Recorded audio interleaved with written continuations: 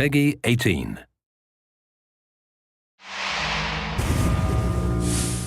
Hi everyone, my name's Alex Hutchinson, Creative Director on Far Cry 4.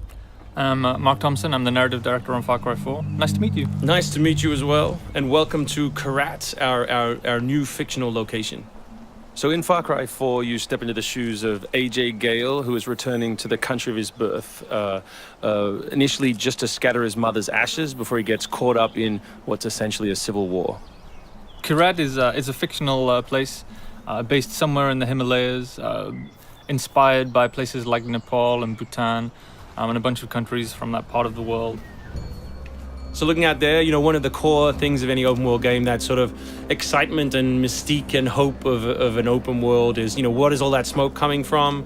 What temples are out there? What secret locations? So we've peppered the world with different places to find, all of them filled with loot and secrets and collectibles and all that good stuff.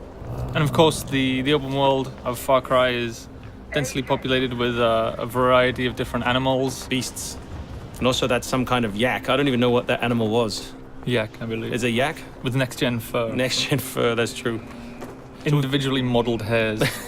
So you see here with the eagle, you won't see it in this demo, but you can be attacked from above for the first time in a Far Cry game. So we've tried really to play with verticality, to have threats above and below you. And obviously you can still get involved in the ecosystem of the animals and hunt. And you can throw bait now. Yes, to attract animals. Yeah, and stuff like the eagle stealing the morale of the goat. Like, it isn't scripted, that's just what happens at the intersection of those two different AI systems talking to each other. The goal being that every player tells themselves a different story, that they get different surprises, that they have a different story to tell their buddies when they come to work the next day or go back to school or whatever. So there are a bunch of new tools in Far Cry 4, one of which you'll see here is the grapple. We wanted to make something that allowed you to clamber over those annoying cliffs you sometimes came across in Far Cry 3, and something that would also lean into the much more vertical, much more mountainous regions we were building in this game. And that was a pretty simple example, but the level designers get pretty crafty with the setups. We have these areas we're calling adventure zones in the new game, which will take you to places like temples, which you can see from afar, and force you to use the grapple in sort of really interesting and different ways.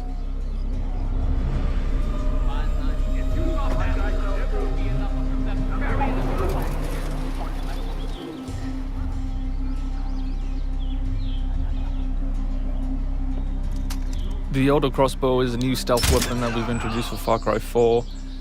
It adds a little more versatility than the bow did in Far Cry 3. Obviously it sacrifices the long range for rapid fire, but it's still a super useful stealth weapon.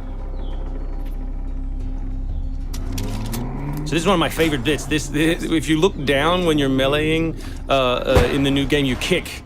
So you can do all kinds of fun setups such as that.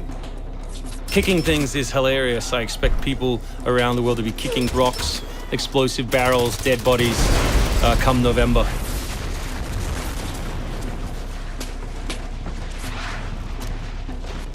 Our goal really was just to provide as many tools as possible, whether vehicles or animals or weapons or goofy stuff, and let people fit them together any way they want.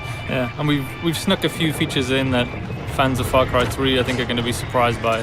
Drive and shoot. Yes. So drive and shoot, obviously it's a bit frustrating to be chasing someone forever and have to sort of drive in front of them, pull over and wait for them to get out. So now in the vehicles you can drive and shoot with any one-handed weapon.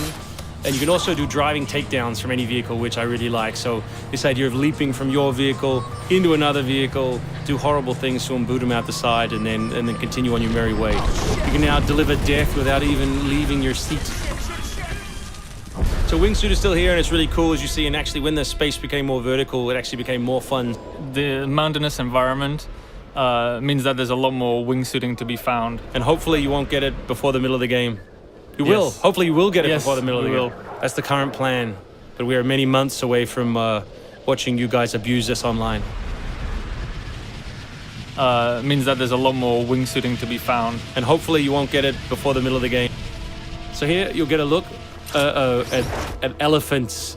Elephants are awesome. Probably my favorite animal in the game. Weaponized in many different ways. You can drive them into a rage, watch them smash the other characters in the world, or you can clamber on top of one and drive it through the gate yourself. My favorite animal is the human animal. It's very Far Cry 2 of you, Mark. It's the Shark of Darkness. So co-op is a massive part of the new game. It's one of our big ways of opening up the open world and letting you play any way you want. So basically, when you ask your buddy to join, all the solo missions turn off, and you're left with all of the open world toy, the outposts, the fortresses, the towers, all the quests to play any way you want.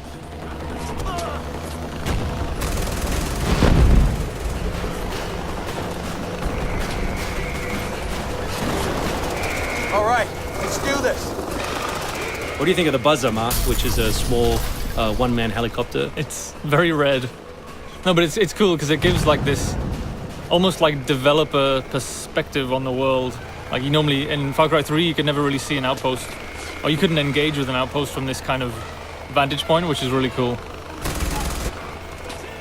So the outposts from Far Cry 3 were like the template for the fortresses. They're kind of like bigger, better, more badass version of the outpost to More badass. to paraphrase Cliffy B. Badassitude.